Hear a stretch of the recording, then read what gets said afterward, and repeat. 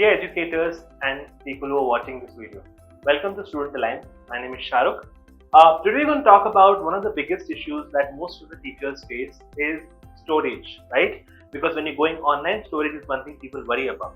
Now, because you'll be using the board endlessly, we have an option on Bytello Note where in case you're writing any presentation, after the presentation, you can just see here on the menu, you have a cloud storage option.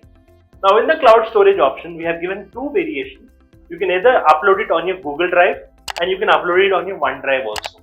Make sure you have different IDs for different subjects for your classes.